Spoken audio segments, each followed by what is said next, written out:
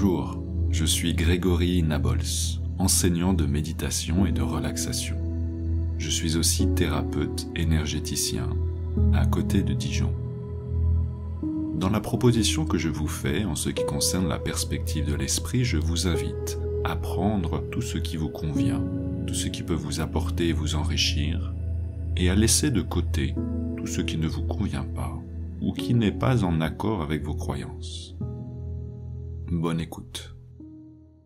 Je vous invite à vous installer pour ce podcast méditatif.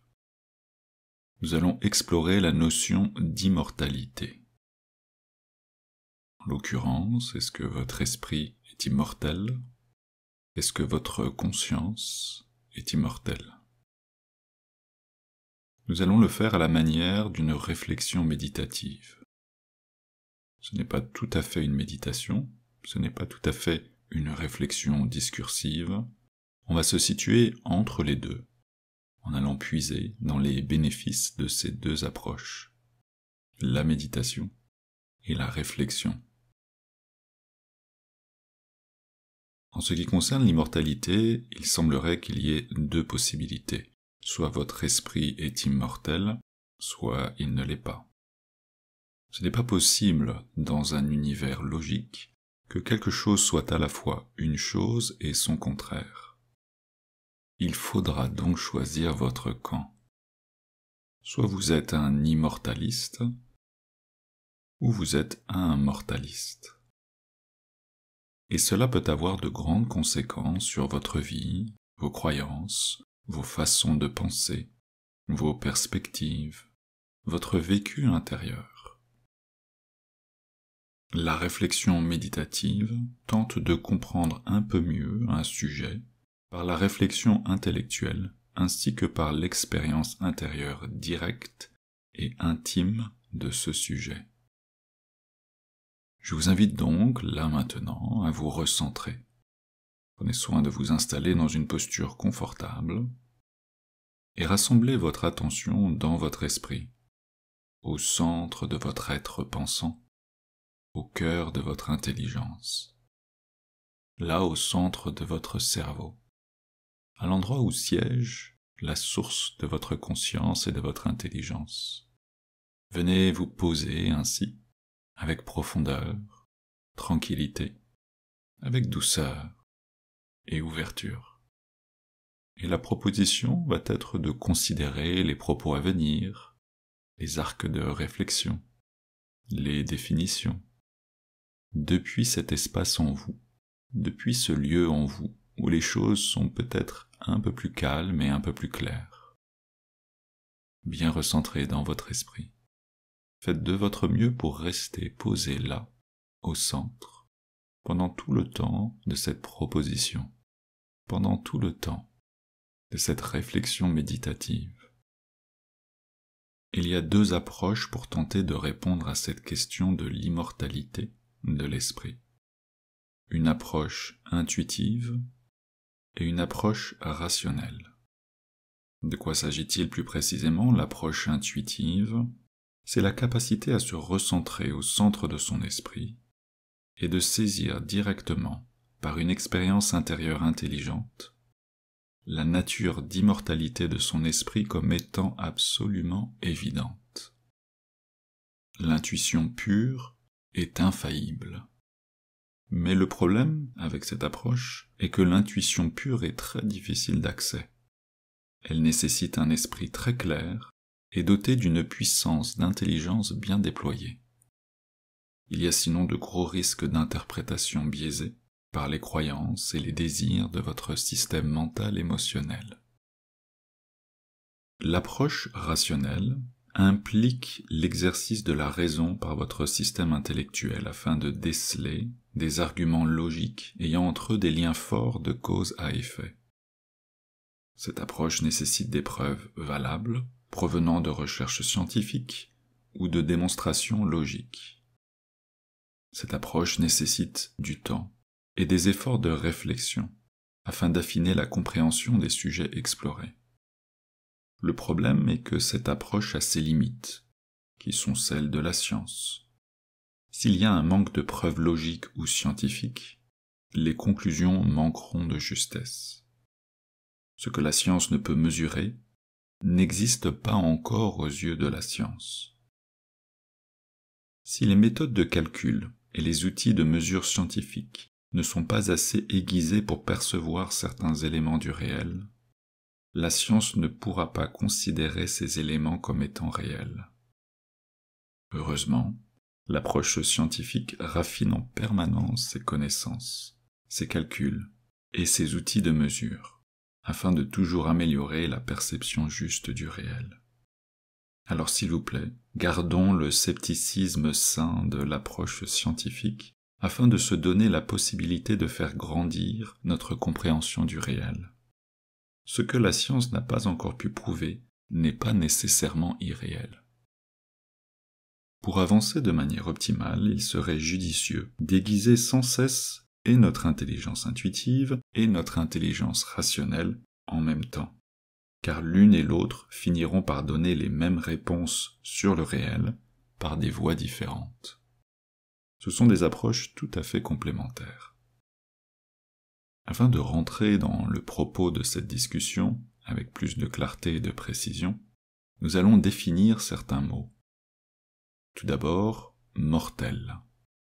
Ce qui est mortel, c'est ce qui meurt, qui va cesser d'exister à un moment donné, qui va finir par se décomposer, qui ne peut résister à l'effet détériorant du temps, qui ne peut lutter indéfiniment contre la tendance à l'entropie, c'est-à-dire la tendance naturelle des choses à se déstructurer, à tendre vers le désordre, vers le chaos. Ensuite, ce qui est immortel est ce qui ne meurt pas, qui maintient sa cohésion, son intégrité à travers le temps, qui est en mesure de déployer une force de cohésion plus grande que la tendance naturelle à l'entropie, au désordre, à la déstructuration, qui est en mesure de se maintenir en existence indéfiniment. Il y a une différence entre immortel et éternel. Éternel, c'est ce qui a toujours existé et qui existera toujours, alors que immortel, c'est ce qui ne mourra pas, et donc qui est né à un moment donné, et qui va continuer de vivre pour toujours. Alors regardez peut-être d'un peu plus près ce qu'est l'esprit. Voici la définition que je vous en propose. C'est ce qui en vous est capable de percevoir le réel, de comprendre le réel et d'agir sur le réel.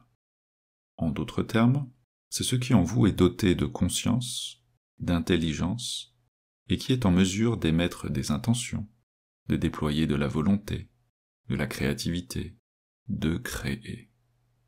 On pourrait dire que l'esprit est qui vous êtes fondamentalement. C'est votre singularité existentielle, le noyau de votre existence, la source de votre conscience, de votre intelligence et de votre volonté. Alors si l'esprit est ce qui en vous est capable de percevoir, comprendre et d'agir sur le réel, qu'est-ce que le réel ? Le réel, on pourrait dire que c'est tout ce qui existe, autant en termes physiques, la matière et l'énergie, qu'en termes aussi d'éléments plus subtils, par exemple une émotion, une pensée, une idée, une expérience mystique. Tout ce qui existe est composé de substances. Pour les objets physiques, c'est évident, mais pour les éléments plus subtils, c'est un peu moins évident. Une pensée est-elle substantielle ? Si oui, sa substance est nécessairement différente de la substance qui compose un objet physique. Il y aurait donc différentes substances, ou une même substance sous différents états. Est-ce que quelque chose peut exister sans substance ? Est-il possible que quelque chose fasse partie du réel sans pour autant être composé de la substance du réel ? Cela paraît impossible. Pour les choses physiques, c'est évident que non. Pour les choses subtiles, c'est aussi impossible, mais cela est plus dur à envisager, et encore plus dur à prouver, car il n'existe pas de moyen objectif de mesurer cette substance subtile. Il est néanmoins tout à fait possible d'arriver à cette conclusion par une réflexion logique plus détaillée. Nous n'allons pas entrer dans la démonstration de cette preuve qui nous emmènerait trop loin hors du propos central de cette réflexion méditative. En somme, tout ce qui existe est nécessairement inscrit dans le temps et dans l'espace. Et pour que quelque chose s'inscrive dans le temps et dans l'espace, cette chose doit nécessairement être composée de substance, de matière. Voyons maintenant un peu plus en détail ce qu'est la conscience, l'intelligence et la volonté. On va commencer avec la conscience et l'intelligence. Ce sont deux des qualités intrinsèques de l'esprit que vous êtes. La conscience, c'est ce qui en nous est capable de percevoir le réel, et l'intelligence, ce qui en nous est capable de comprendre le réel. La conscience et l'intelligence sont nécessairement complexes. Et donc, votre esprit est nécessairement complexe. Regardons cela d'un peu plus près. En effet, le monde dans lequel nous vivons est complexe et notre esprit est tout à fait capable de percevoir et comprendre au moins une partie de cette complexité. Le simple fait que votre esprit soit capable de percevoir au moins une partie de la complexité du réel nous indique que l'esprit est lui-même complexe, que la conscience et l'intelligence de votre esprit sont complexes. Si votre conscience et votre intelligence étaient simples, c'est-à-dire étaient dénuées de complexité, elles seraient incapables de saisir les nuances de complexité qui composent le réel. On peut facilement comprendre cela en regardant notre propre évolution cérébrale. Lorsqu'on est un jeune enfant, notre cerveau n'a pas atteint sa maturité. Notre conscience et notre intelligence sont moins élaborées, et nos capacités à percevoir et à comprendre la complexité du réel sont moins importantes. Jusqu'à un certain âge, l'enfant ne peut envisager les abstractions, il ne peut comprendre les théorèmes mathématiques complexes. L'enfant ne peut saisir la complexité émotionnelle qui naît de différents événements de la vie, tels que la perte de son travail, la perte d'un proche. L'enfant ne peut percevoir les nuances interactionnelles entre deux adultes. C'est aussi la même chose pour un animal qui ne peut percevoir et comprendre le réel qu'au niveau de la complexité de sa conscience et de son intelligence. En d'autres termes, plus l'organisme est simple, plus sa structure cérébrale est simple, et moins il peut percevoir et comprendre le réel. Et la suite logique, c'est que la conscience et l'intelligence disparaissent à mesure que la complexité diminue. En somme, il n'y a pas de conscience sans complexité. Allons explorer encore un petit peu plus d'où émergent la conscience et l'intelligence. On pourrait dire que la conscience et l'intelligence sont des qualités émergentes de la complexité d'une structure sous-jacente. Cette structure sous-jacente, c'est le cerveau. Quand le cerveau atteint un certain degré de complexité, naturellement, certaines qualités émergent, telles que la conscience et l'intelligence. La complexité semble être à la base nécessaire à l'émergence de la conscience. Plus le cerveau est complexe, et plus la structure cérébrale sera riche en neurones, en connexions neuronales, en épaisseur de matière grise, en possibilités d'interaction variées entre les différents neurones, entre les différentes parties du cerveau. Et ainsi plus la conscience qui en émerge sera complexe. C'est la différence entre le cerveau d'un chimpanzé et celui d'un humain. Une conscience et une intelligence plus élaborées émergent automatiquement d'un cerveau plus élaboré. En somme, c'est la complexité de la structure sous-jacente qui définit la complexité de la conscience. Pour conclure sur ces propos en ce qui concerne la conscience et l'intelligence, on peut parler de la conscience et de l'intelligence comme étant des qualités émergentes de la complexité structurelle d'un système. Et en ce qui concerne la volonté, tout comme la conscience et l'intelligence, c'est une qualité intrinsèque de l'esprit. ce qui s'applique à la conscience et à l'intelligence s'applique aussi à la volonté.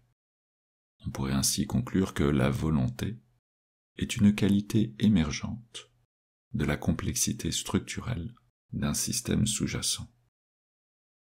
Après toutes ces définitions, nous allons pouvoir explorer avec plus de clarté, plus de précision, plus de finesse, le propos central de notre réflexion méditative. Je vous invite à vous recentrer dans votre esprit, encore un peu plus profondément, de faire cet effort doux et profond de vigilance, de compréhension, en gardant l'esprit clair, tranquille, ouvert, afin de considérer la suite de cette réflexion méditative avec autant d'intelligence et de clarté que possible. Il y a donc deux possibilités. Soit votre esprit est immortel, soit il ne l'est pas. Les deux ne sont pas possibles. Nous pouvons donc définir, basé sur cela, deux perspectives du réel. Soit vous êtes matérialiste, soit vous êtes spiritualiste. Regardons d'un peu plus près ce qu'est le matérialisme. Dans cette perspective, il n'existe que le monde physique. L'esprit n'existe que par le fait du monde physique. L'esprit émerge du fait du cerveau. Et les qualités intrinsèques de l'esprit, c'est-à-dire la conscience, l'intelligence, la volonté, seraient ainsi dans cette perspective des qualités émergentes de la complexité du cerveau. C'est la perspective de la science pour l'instant, car cette perspective semble rassembler le plus de preuves directes et valables. Cette perspective se base sur la théorie de l'évolution darwinienne des espèces. En somme, les êtres vivants subissent une pression évolutionnaire par leur environnement. Seuls les organismes les plus robustes et les plus intelligents sont en mesure de s'adapter afin de survivre. Ils ont la possibilité de transmettre leur génome à la génération suivante. Au fil des millions d'années d'évolution, les espèces ont subi cette pression de sélection naturelle. Il en a émergé une complexification progressive des organismes. Petit à petit, la race humaine est apparue avec le cerveau le plus élaboré, avec le cerveau le plus évolué, le plus complexe, le néocortex le plus épais et le plus dense. Le cerveau est de loin l'organe le plus complexe qui existe, quelle que soit l'espèce, et l'homme possède de loin le cerveau le plus complexe de toutes les complexions biologiques qui existent sur Terre. Donc, pour le matérialiste, c'est la complexification progressive du cerveau qui a donné la conscience la plus élaborée qui soit. Il existe beaucoup de preuves tangibles pour corroborer cette théorie. Une de ces preuves réside dans le fait que l'on peut observer une diminution significative de la conscience lorsque le cerveau est endommagé. Un accident qui entraîne un traumatisme crânien va nécessairement apporter des modifications sur le fonctionnement du cerveau, ce qui aura un effet sur la conscience. Par exemple, des pertes de mémoire, des difficultés de concentration, des difficultés de réflexion, la perte de certaines fonctions cognitives spécifiques, comme la parole, comme la capacité à reconnaître des visages de proches, etc. A fortiori, si le cerveau cesse de fonctionner, la conscience semble cesser d'exister, c'est la mort. Donc soyez bien recentrés dans votre esprit là maintenant, et considérez vraiment ce que cela signifie. Considérez cela autant de manière rationnelle, comme nous venons d'explorer différents éléments de logique et de preuve, mais considérez-le aussi de manière intuitive, en vous recentrant au plus profond de votre esprit et en voyant comment les mots qui vont suivre vont se refléter dans le miroir de votre intelligence. Selon le matérialisme, la mort du corps physique signifie la cessation de l'activité neurochimique et neuroélectrique du cerveau. Cela engendre la disparition totale de la conscience, l'annihilation de la conscience, la cessation de l'existence. Le retour au néant. Il n'y a plus rien. Que vous dit votre intuition? Lorsque le cerveau meurt, la conscience disparaît totalement. C'est l'annihilation de la conscience, la cessation de l'existence, le retour au néant. Il n'y a plus rien. Que vous dit votre intuition?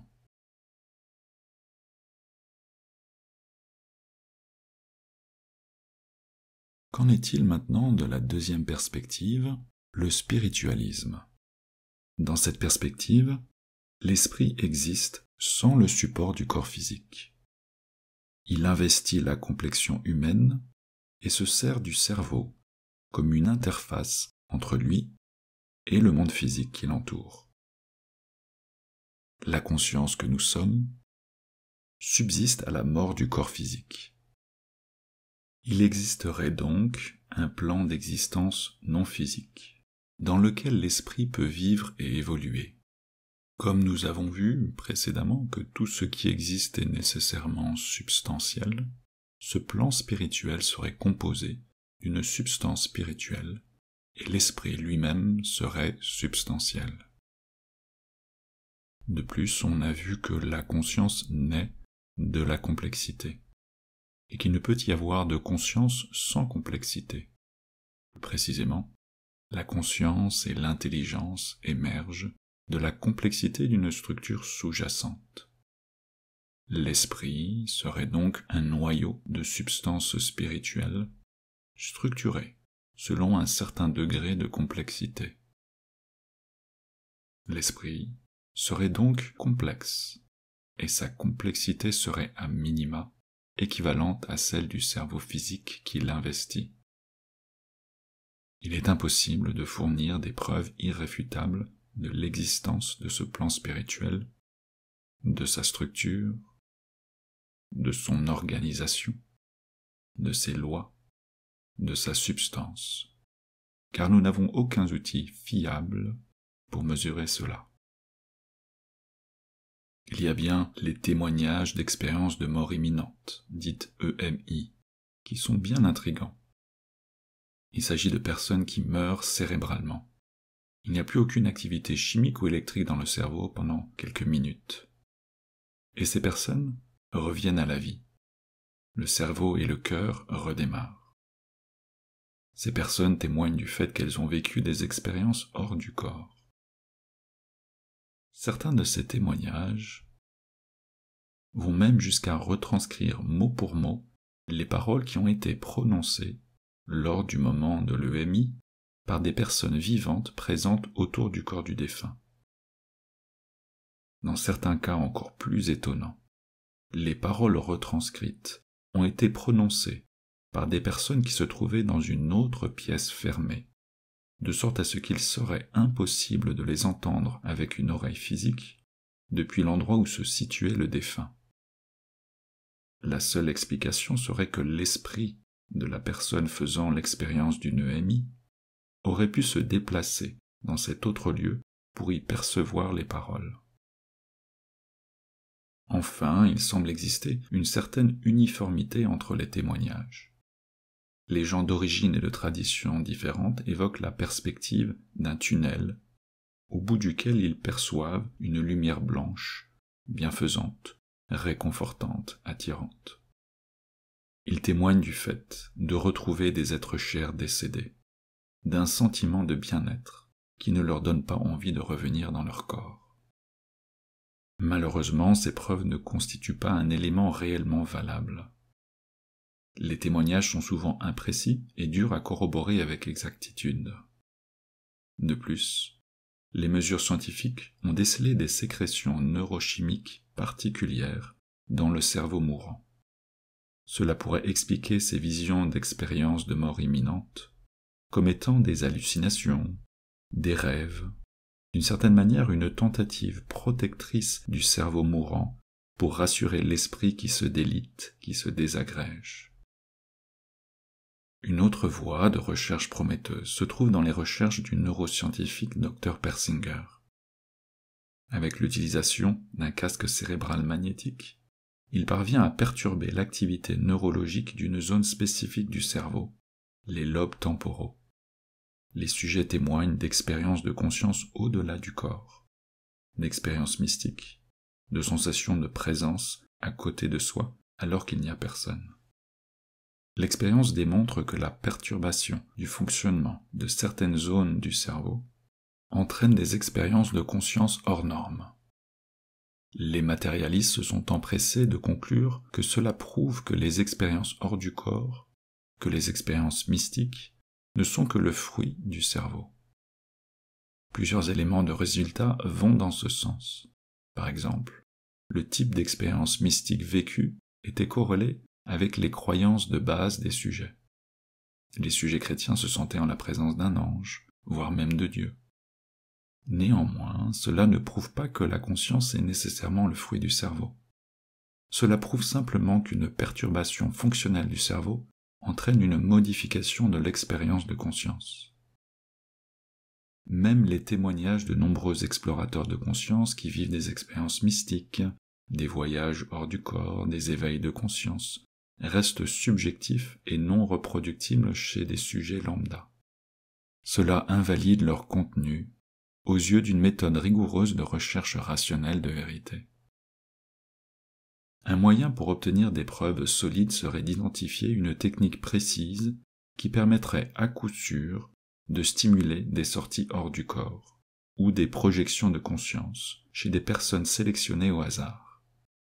Il faudrait ensuite tester la validité de ces projections de conscience en mesurant la capacité du sujet à identifier des objets à l'endroit où il se projette. Nous sommes encore loin de pouvoir fournir ce genre de preuves. Les techniques qui existent ne fonctionnent pas chez tout le monde, et ne fonctionnent même pas à coup sûr chez les sujets les plus réceptifs. Et lorsque les sujets les plus réceptifs arrivent à quitter leur corps ou projeter leur conscience hors du corps, le taux de réussite des tests est souvent relativement bas.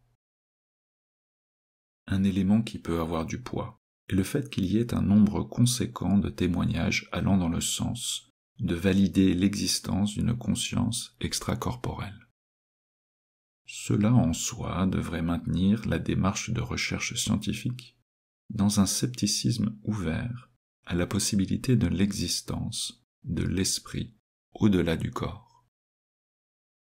Et même si cette perspective était réelle, même si on était sûr que l'esprit existait au-delà du corps, il n'y aurait pour l'instant aucun moyen de le prouver.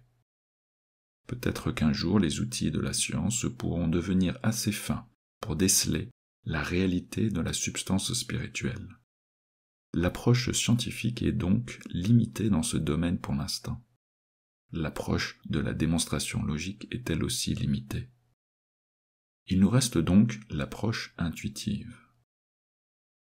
Si vous voulez, je vous propose de vous recentrer encore un peu plus profondément dans votre esprit, là maintenant, de laisser tout le reste de côté, afin de ne considérer que la seule existence de votre esprit, de vous plonger tout entier dans le soleil de votre esprit, afin de saisir plus finement l'expérience du réel que fait votre esprit, au-delà du corps, au-delà du cerveau, de vous saisir de votre intelligence intuitive, de votre clarté de perception intérieure, de la tourner tout entière en direction de votre esprit pur, du soleil spirituel que vous êtes en essence.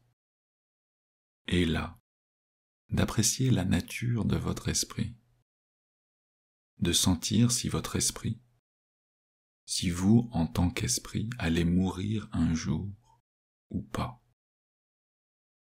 si vous êtes immortel en essence, si vous allez vivre au-delà de la mort de votre corps, s'il y a quelque chose en vous qui va subsister au-delà de la mort de votre corps. Recentrez-vous de plus en plus profondément au cœur de votre esprit, au centre de votre tête, au-delà de vos croyances, au-delà de vos conceptions, et saisissez votre esprit dans sa pureté. Et quand j'affirme que vous êtes un être immortel, vous êtes un esprit immortel, qu'en percevez-vous dans votre esprit? Sentez-vous l'inéluctable annihilation de votre esprit? Sentez-vous l'inéluctable annihilation de votre existence? Sentez-vous l'anéantissement sans retour de votre conscience? Sentez-vous le retour au néant sans appel? Ou bien, arrivez-vous à déceler cette brillante évidence qu'est votre existence sans fin, votre existence sans faille? Sentez-vous monter dans votre esprit une vibration de vie infinie? Sentez-vous monter en vous un éclair de conscience permanent? Que vous dit votre intuition? Qu'est-ce qui vibre au centre de votre être? Quand je dis « vous êtes un esprit immortel », vous êtes un esprit immortel. Vous êtes un esprit immortel. Vous êtes un esprit immortel. Vous êtes un esprit immortel. Que vous dit votre intuition? Quand je dis « vous êtes un esprit immortel », vous êtes un esprit immortel.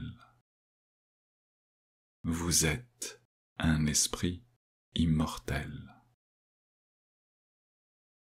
Vous êtes un esprit immortel. Vous êtes un esprit immortel. Vous êtes un esprit immortel.